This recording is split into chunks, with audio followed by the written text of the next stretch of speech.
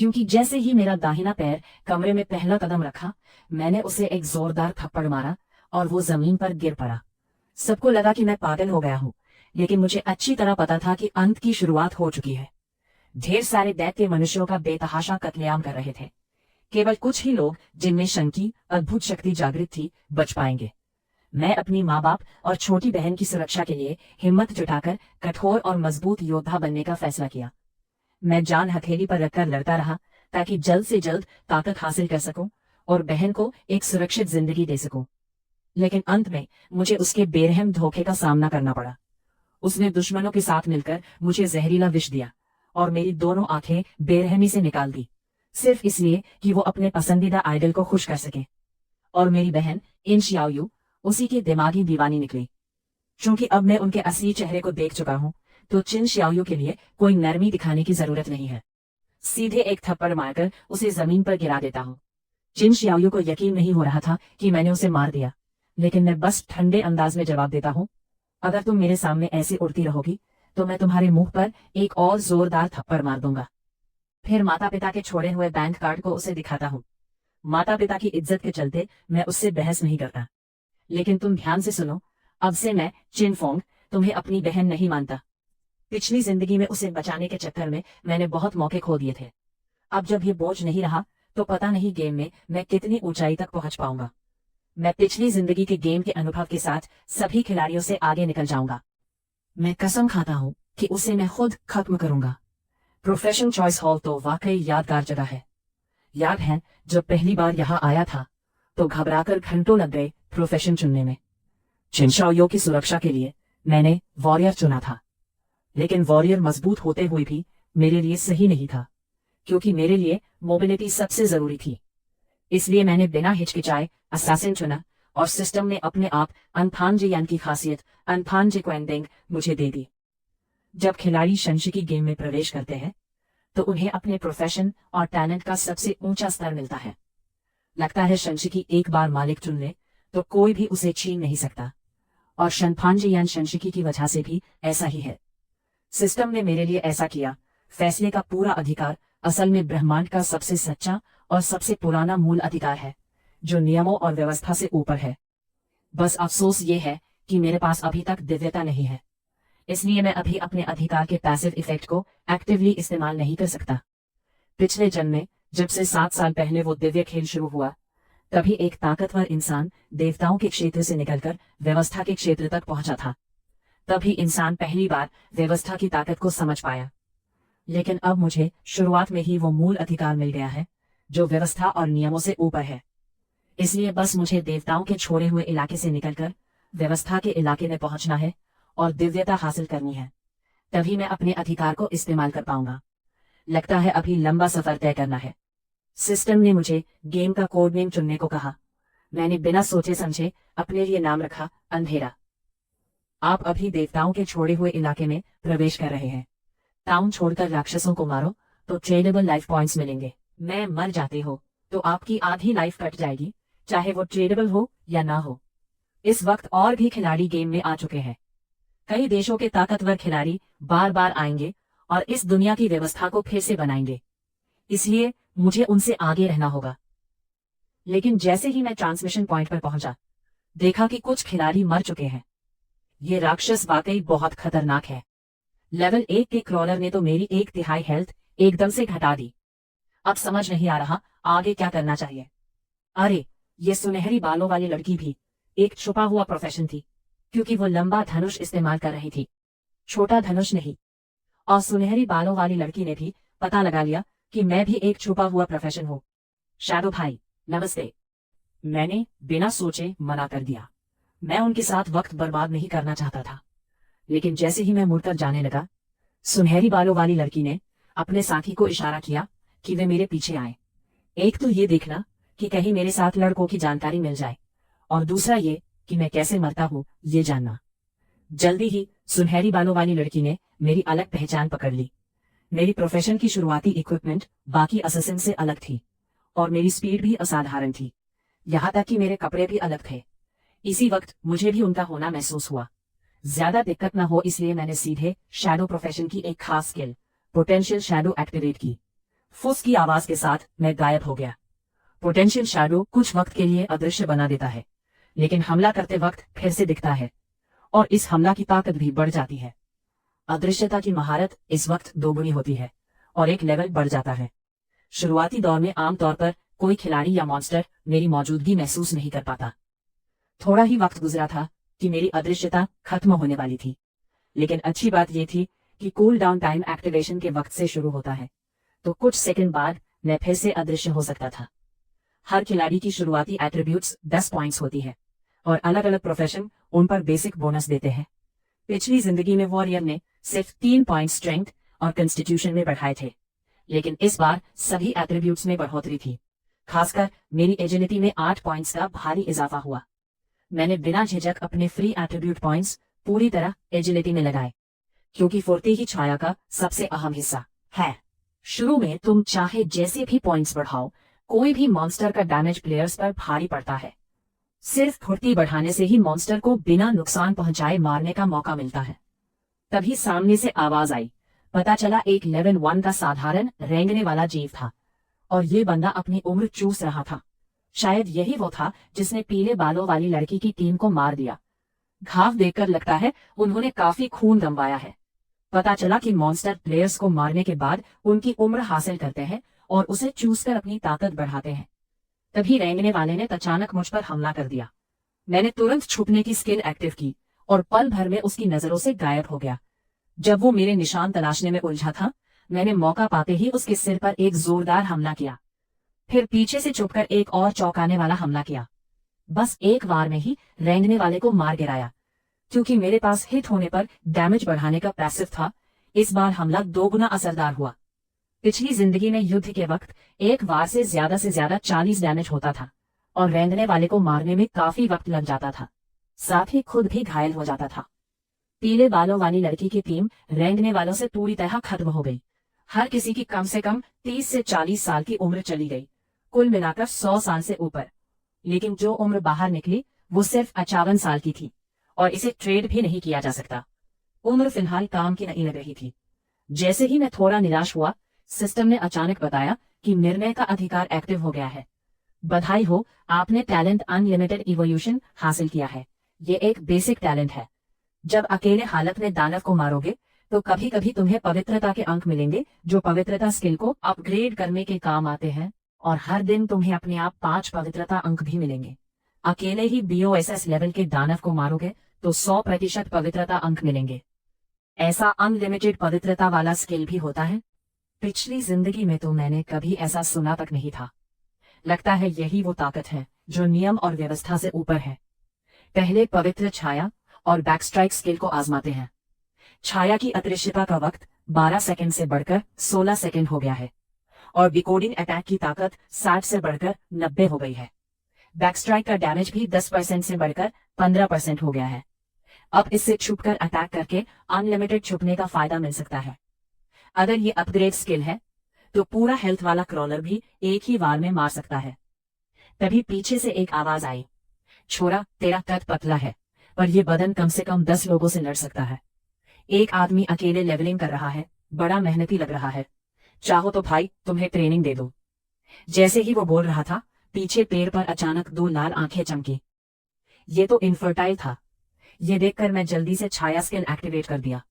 जब दोनों लोग सोच रहे थे कि मैं अचानक कैसे गायब हो गया, तब उन्हें पता नहीं था कि फिशर पहले ही उनके सिर पर चढ़ चुका था और उसके पीछे कुछ छोटे मकड़ियां भी थी। अरे ये क्या चीज है? दोनों ने गौर से देखा तो पता चला कि एक कांस्य ग्रेड का लेवल 1 फिशर था और उसके साथ एक सामान्य लेवल 1 फिशर और एक बैंगनी मगरी भी थी। हालांकि नायाब दुश्मन बस एक नया बॉस है जिसकी हेल्थ 1600 है, लेकिन ये आम नए खिलाड़ी के मुकाबले नहीं टिक सकता और उसके पास इतने सारे छोटे मकड़ियां भी हैं। पर यह सही मौका था तुम्हारे नए अपग्रेड किए गए स्किल्स को आजमाने का। नायाब पर एक बार छुपकर हमला किया और तुरंत उसकी सुइयों वाले अटैक से बच निकला। फिर से छुपने की अवस्था में चला गया। इस हमला का नुकसान भी बहुत ज्यादा था। यकीन नहीं होता कि ये 338 पॉइंट्स का कमजोर जगह का हमला था। मेरी चुस्ती अच्छी है, वरना अगर ये हमला लगता तो मेरे 130 हेल्थ पॉइंट्स पर मैं वही मर जाता। लेकिन तभी मछली पकड़ने वाला अचानक पागल हो गया। साफ दिख रहा था कि वो गुस्से में है। ये जानवर थोड़े समझदार हैं, वो बस खड़े होकर बेकार में हमला नहीं सहते। लगता है वो बेतरतीब ढंग से मेरा पता लगाने की कोशिश कर रहा था, और उसके आसपास मकड़ियां भी सतर्क थी, इसलिए मैं उसके करीब नहीं जा सकता था। लेकिन अगर मेरी सोच सही है तो मेरा मुख्य नुकसान फ्रंट शैडो के अटैक और छुपे हुए स्किल से होता है। इसलिए अगर मैं कोई पत्थर फेंकूं और उसे लगे तो नुकसान कम नहीं होगा। तो जब फ्रंट शैडो की कूलडाउन खत्म हुई, मैंने सीधे पत्थर फेंका। पत्थर ने फ्रंट शैडो का अटैक ट्रिगर किया और साथ ही कमजोर जगह पर हमला हुआ, जिससे उसे एक बार में 239 पॉइंट्स का नुकसान हुआ। फिर सीधे छाया की स्थिति में चला गया और अगली बार हमले का इंतजार करने लगा। अब मछली पकड़ने वाले के लिए सिर्फ मौत ही बाकी थी। इसके बाद पूरे सर्वर में मेरा लेवल अप होने का ऐलान हो गया। खिलाड़ी छाया ने मछली पकड़ने वाले को मारकर सबसे पहले दूसरा स्तर हासिल किया। साथ ही बेक टाउन के लेवल रैंकिंग बोर्ड भी खुल गया और टाउन के नए खिलाड़ी भी चर्चा कर रहे थे। मैं तो 2 बार मॉन्स्टर से मारा गया। अभी तक समझ नहीं आया क्या चल रहा है। फिर कोई ऐसा था जिसने अकेले बॉस को मार डाला और रैंकिंग बोर्ड के नाम से लग रहा था कि वो अकेले ही खेल रहा है। किसी बहादुर को मेरी मदद करनी चाहिए, किसी से मेरी सिफारिश कराओ। इसी वक्त एक पीले बालों वाली लड़की ने नाम देखकर पहचान लिया। अरे वही तो अभी अभी था। उसकी लेवल अप करने की रफ्तार तो कमाल की थी। हमारी टीम तो आम छोटे मॉन्स्टर भी नहीं मार पाती और वो अकेले बॉस से लड़ रही है। मजाक लग रहा है? सिस्टम में गड़बड़ी तो नहीं हो गई? तभी वो कपल भी समझ गया। वो मकड़े के पास जो खिलाड़ी था, क्या वो रैंकिंग बोर्ड पर जो छाया है वही हो सकता है? और मेरी तरफ से मुझे 36 दिन की ट्रेडेबल लाइफ, एक लालची हाथ की स्किल बुक और एक कांस्य दर्जे की जंग लगी छोटी ब्लेड मिली। समझ में नहीं आ रहा था कि एक कांस्य दर्जे के बॉस से ऐसे आइटम कैसे निकल सकते हैं। ये स्किल इक्विपमेंट पाने की रेट को काफी बढ़ा देता है। बाद में बड़े बॉस को हराने पर 20% चांस होता है कि एक्स्ट्रा लूट मिले। हालांकि ये स्किल की चांस सिर्फ 20% है, पर अगर इसे मेरी अनलिमिटेड इवोल्यूशन टैलेंट के साथ जोड़ा जाए तो चांस और ड्रॉप की मात्रा दोनों अनलिमिटेड बढ़ सकती है। इसी बीच असली दुनिया में कुछ लोग बेहोशी की हालत में आ रहे हैं और उनका शरीर आधा छिपा हुआ सा लग रहा है। पर ये तो बस शुरुआत है। आगे चलकर सबको समझ आएगा कि शिनकी गेम कितना जरूरी है। मैंने अपनी लालची हाथ की स्किल को गोल्डन लेवल तक इवॉल्व कर लिया है। मॉन्स्टर के शव पर यूज करने पर 20% से 70% तक चांस होता है कि एक्स्ट्रा लूट मिले, ऊंट मिले।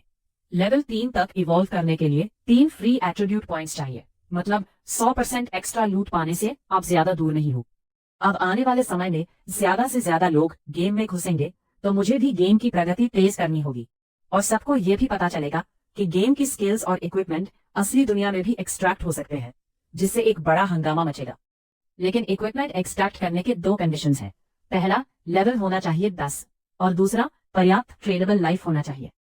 छोटे मॉन्स्टर्स मारने की स्पीड बहुत स्लो है, इसलिए मुझे और ज्यादा पावरफुल खजाने खोजने होंगे। तभी अचानक सामने लड़ाई की आवाज आई। पता चला कि एक ब्रॉन्ज ग्रेड का 2nd लेवल रनर लड़ रहा था। सोचा थोड़ी देर सो लूं, पर कोई जल्दी से आ गया और ये आदमी कोई और नहीं बल्कि वांग मैंग था। नहीं सोचा था कि यहाँ उससे मिलूंगा। लगता है अफवाहें सच हैं कि वांग मैंग शिनकी गेम में एंट्री लेते ही पूरी तरह छिपे हुए प्रोफेशन की टीम बना चुका है। उसका छुपा हुआ प्रोफेशन सीक्रेट शील्ड वॉरियर, उसकी एट्रीब्यूट सामान्य वॉरियर से दोगुनी है। साथ ही उसके पास एक इनविंसिबल स्किल भी है और उसकी टीम के बाकी मेंबर्स भी कमाल के हैं। मेजर्स और प्रेडिक्टर्स के मैजिक डैमेज सामान्य मेजर से दोगुना है। साथ ही उनके पास प्रेडिक्शन फायरबॉल है। आर्चर क्लास के शार्प शूटर के एट्रीब्यूट्स सामान्य आर्चर से दोगुनी है और उनके पास कॉम्बो स्वॉर्ड स्किल भी है। प्रीस्ट क्लास के होली प्रीस्ट की हीलिंग पावर भी सामान्य प्रीस्ट से दोगुनी है और उनकी शुरुआती स्किल ग्रुप हीलिंग है। फिर भी वांग मैंग ने जब 2 लोगों और एक फास्ट मूविंग एनिमी से लड़ाई की तो पता चला कि ये एनिमी बहुत तेज है और रेंज अटैक्स भी उसे हिट नहीं कर पाते। वांग मैंग की स्थिति भी खास अच्छी नहीं थी। वो पॉजिटिव था, लेकिन शायद भूल गया था कि ये वाइल्ड में लगातार चल रही लड़ाई है, जिससे और भी मॉन्स्टर्स आ सकते हैं। ये एनिमी रेंज अटैक भी करता है। अगले ही सेकंड में एक टीम मेंबर ने बड़ा तलवार लेकर हमला किया और उसने एनिमी की बाह पर वार किया, लेकिन तलवार निकली नहीं और सिर्फ 33 पॉइंट्स डैमेज हुआ। फिर एनिमी का अटैक टर्न आया। उसने अपने मुंह से एक गंदी मैली चीज निकाली जिससे कुछ लोग उल्टी कर बैठे। महिला मैजिशियन जोर जोर से चिल्लाने लगी, मदद करो। तभी एक मजबूत साथी ने शैडो स्टेप स्किल यूज की। महिला मैजिशियन मौत का इंतजार कर रही थी। मैंने सीधे एक वार करके उस दूषित एनिमी का सिर काट दिया। ये देख सभी हैरान रह गए। क्या कोई हमारी मदद कर रहा है? अरे एक ही वार में उसने बिना संक्रमित वाले को मार डाला। भले ही वो ईजी पाचिंजर हो, उन्हें भी 10 सेकंड से ज्यादा लगते हैं घेर के मारने में, लेकिन ये आरजी वूरांजर ईजी में खत्म हो गया। ये कैसे हो सकता है? वांग मैग तुरंत समझ गया कि कोई उसकी मदद कर रहा है। फिलहाल तो सबसे जरूरी है कीबंजर को निपटाना। वूरांजर को मारकर उसे एक स्किल बुक मिली, मंगडोक फेब्याल, और वो भी सतक सी की स्किल। एक जहरीली भाला फेंका जिसकी रेंज 14 मीटर थी। लगते ही उसने 12 पॉइंट का अतिरिक्त नुकसान किया और मंगडोक स्टेटस भी लगाया, जो हर सेकंड 50% लगातार नुकसान करता है 5 सेकंड तक। लेकिन वांग मैग की हालत अभी भी अच्छी नहीं थी। उसने ध्यान नहीं दिया और कीबंजर ने उसके पेट में वार कर दिया और उसे हवा में उछाल दिया। हिलर की हीलिंग से उसकी हेल्थ वापस नहीं आई। मजबूरन वांग मैग ने कहा, कोई रास्ता नहीं, तुम लोग भागो। पर अगले ही पल एक हरी नुकीली सुई अचानक आई और सीधे कीबंजर की माथे में जा लगी, जिससे उसे 8045 पॉइंट का कमजोर जगह पर हमला हुआ। ये देखकर सब हैरान रह गए। अभी अभी क्या हुआ? कीबंजर तन की वजह से वांग मैग से छूट गया, पर मंगडोक फेब्याल का लगातार नुकसान इतना जोरदार था कि पलक झपकते ही कीबंजर जहरीली भाले के नीचे मर गया। चूंकि मैंने 90% से ज्यादा नुकसान किया था, इसलिए सारी लूट मेरी मिली और मेरा लेवल भी 3 पर आ गया। सोच भी नहीं सकता था कि मंगडोक फेब्याल का लगातार नुकसान मेरी क्लास की पैसिव स्किल को भी प्रभावित करेगा। अगर मैं छुपने वाले शैडो के साथ मिलकर काम करूं, तो मैं अनलिमिटेड छुप सकता हूं और नींबू फेंक सकता हूं। मिड गेम में कोई भी मॉन्स्टर मेरा मुकाबला नहीं कर सकता। उस वक्त वांग मॉन्ग भी बहुत जबरदस्त था। मैं जाकर इतनी चोट पहुंचाऊं, ये तो इंसान भी नहीं लगता। लेकिन जैसे ही वह हैरान था, सामने का शिकार अचानक गायब हो गया। इस पर वांग मॉन्ग भी तुरंत खड़ा हुआ और बोला, दोस्त भागो। ले ही पता नहीं तुम कौन हो, फिर भी धन्यवाद कि तुमने मेरी मदद की। लेकिन मैं उन लोगों से कहता हूँ, जंगल में हमेशा ध्यान रखना, दूसरों पर इतना जल्दी भरोसा मत करो। असल में वांग मॉन्ग काफी बढ़िया इंसान है और वो बड़ी साम्राज्य दाशा की तरफ से है। उसके पास अच्छी फाइनेंसिंग है। वैसे भी मुझे एक भरोसेमंद सेल्स चैनल की जरूरत थी, तो जो चीजें मुझे काम की नहीं होंगी उन्हें मैं उसके पास बेच सकता हूँ। इस बार चिकन ने बॉस को मारकर काफी अच्छा शिकार किया। उसके पास कई दूसरी क्लास के गियर और स्किल बुक्स भी है। बैग भर गया तो बेच दूंगा और ट्रेडेबल सामान बन जाएगा। अब मेरी ग्रोथ रफ्तार पिछले जन्म से 100 गुना तेज हो गई है। जल्दी ही सॉन्ग फे और वेदी भी तुम्हें खोजने आने वाले हैं। लेकिन क्या सोचा था कि शुरुआत में ही वांग मॉन्ग और उसके लोग फिर से बहुत सारे मॉन्स्टर से टकरा जाएंगे, और उसमें एक बहुत ही ताकतवर प्लांट टाइप बॉस भी था। कुछ समय तक वो लड़ाई करता रहा, लेकिन आखिर में वांग मॉन्ग की पूरी टीम वापस सोर्स वाटर चेंसवाई भेज दी गई। उन्हें लेवल 3 तक पहुंचना होगा, तभी वो फिर से बाहर जा सकते हैं। लेकिन मॉन्स्टर्स हमेशा झुंड में आते हैं और जब भी उनका एचपी कम होता है वो भाग जाते हैं। इससे एक बुरी साइकिल बन गई है। दूसरे खिलाड़ी भी इसी समस्या से जूझ रहे हैं और पीले बालों वाली लड़की की टीम 3 बार मर चुकी है। ट्रेड नहीं हो सकने वाली लाइफ भी बस 10 साल बची है। अगर फिर मर गया तो सच में मर जाएगा। देखो ना, ये शैडो वाला तो तीसरे लेवल तक पहुंच गया, जबकि दूसरे नंबर का प्लेयर अभी भी पहले लेवल पर है। ये जरूर अपग्रेड का तरीका जानता है। किसी तरह उसे भी तीसरे लेवल तक ले जाकर पहले गेम छोड़वाएंगे, फिर खबर फैलाएंगे। रियल में लौटकर मैं उसे 10 मिलियन कैश दूंगा। मुझे यकीन नहीं कि वो 10 मिलियन देखकर भी बेपरवाह रहेगा। इस बीच मैंने एक पॉल्यूटेड एनिमी को मार दिया, जिससे मुझे जो इवोल्यूशन पॉइंट्स चाहिए थे वो भी पूरे हो गए। तो मैंने तुरंत अपनी ग्रेडी हैंड को थिन गोल्ड से एमराल्ड में अपग्रेड किया। इसमें 110% से 160% तक चांस होता है कि एक एक्स्ट्रा लूट मिले और 20% चांस होता है कि उस लूट की क्वालिटी भी बढ़ जाए। ये इफेक्ट तो वाकई जबरदस्त है। आगे अपग्रेड करने पर यह चांस 100% तक या फिर 200% तक भी पहुंच सकता है। लेकिन उसी वक्त दिमाग में एक खतरे की भावना आई। जब मैंने पीछे मुड़कर देखा तो पता चला कि ब्रॉन्ज कर्सर किंग आ गया है। लगता है वो अपनी लाइफ डाइजेस्ट कर रहा है और सिल्वर लेवल पर अपग्रेड करने की कोशिश कर रहा है। शायद उसने कम से कम 40 लोगों की टीम को खत्म कर दिया होगा। लेकिन मेरी बैग फुल है, उसे मारकर भी लूट नहीं उठा सकता। इसलिए मैंने मैप पर उसका मार्क लगाकर वहां से निकल आया। बैग साफ कर लूंगा, फिर लौटकर मारना भी देर की बात नहीं है। फिर मैं सीधे सेफ जोन गया और तुरंत अपना स्टॉल लगा दिया। सारे गियर और स्किल्स की सेल शुरू कर दी। सिर्फ 10 मिनट के लिए प्री ऑर्डर, जल्दी करो। सब लोग हैरान थे, ये बंदा कब आया और उसके पास 2 कांसी दर्जे के उपकरण भी है। क्या उसने कांसी स्तर के बॉस को मारा है? देखो, वही तो रैंकिंग में नंबर 1 छाया है। पर अजीब बात यह है कि उसका चेहरा साफ नहीं दिख रहा था। तभी धीरे धीरे एक और महिला जादूगरनी आई, जो भी बाहर से छुपी हुई थी। भाई साहब, ये आइस शॉप ट्री कैसे बिकता है? मैं सीधे 100 दिन की लाइफ स्पैन के लिए बोल रहा हूँ। सौदा हो सकता है। ये महिला शायद अभी बेकर टाउन की रैंकिंग में 11वें नंबर पर रहने वाली ग्रे रोज थी। ग्रे रोज ने पूछा, क्या दाम कम हो सकता है? अगर नहीं तो क्या मैं इसे असली दुनिया के पैसे से खरीद सकती हूँ? मैंने कहा, नहीं, ऐसा नहीं होगा। पहले तुम नकद में किसी और से लाइफ स्पैन खरीद लो, फिर मुझसे सौदा कर लेना। किसी ने ज्यादा दाम नहीं दिया तो मैंने कहा, ठीक है, ये सामान मैं तुम्हें ही दे देता हूँ। ग्रे रोज ने कहा, मैं इंतजार करती हूँ, और 3 चैट में दूसरों से राय ली। कुछ ने कहा, कोई दिक्कत नहीं भाई, तीसरे लेवल तक जाओ, फिर यहाँ से निकलो। और इस तरह पहली डील बड़ी आसानी से पूरी हो गई। पर जब ग्रे रोज मुड़ी तो वो सुनहरे बालों वाली लड़की जल्दी जल्दी आई। अंत में तुम्हें पकड़ ही लिया। मैं तुम्हें तीसरे लेवल तक ले जाने का मौका देती हूँ। रियल वर्ल्ड में वापसी पर मैं तुम्हें 10 लाख कैश दूंगी, कैसा रहेगा? तभी मुझे पता चला कि वो जियोंग ली है। पिछली जिंदगी में वो एक अपराध समूह की नेता थी, जिसे बाद में सरकार ने खत्म कर दिया था। कहते हैं उसने नकद लेकर ट्रेड करने वाली जिंदगी को लालच बना के कई लोगों को बंधक बना लिया, और अगर कोई थोड़ा भी विरोध करता तो असली दुनिया में मार दिया जाता। ऐसे घटिया इंसान के लिए मैंने बिना सोचे समझे मना कर दिया और कहा कि अगर खरीदारी नहीं करनी तो तुरंत यहाँ से भाग जा। ये सुनते ही जियांग ली ने जोर से थूकते हुए कहा, तुम क्या चीज हो? तुम्हें इतना अहमियत इसलिए दी क्योंकि तुम मुझे साथ लेकर चलते हो। असली दुनिया में होता तो तुम्हारा मुंह फाड़ देता। लेकिन मैंने ठंडे अंदाज में जवाब दिया, अगर तुमने एक और शब्द कहा तो मैं तुम्हारी जिंदगी खत्म कर दूंगा। ये देख जियांग ली मेरी ताकत से डर के ठिठक गया और बिना मुड़े दूर जाकर छाया में छिप गया। उसने कहा, तुम्हारा इंतजार करूंगा। पर मैं उसे कभी गंभीरता से नहीं लेता।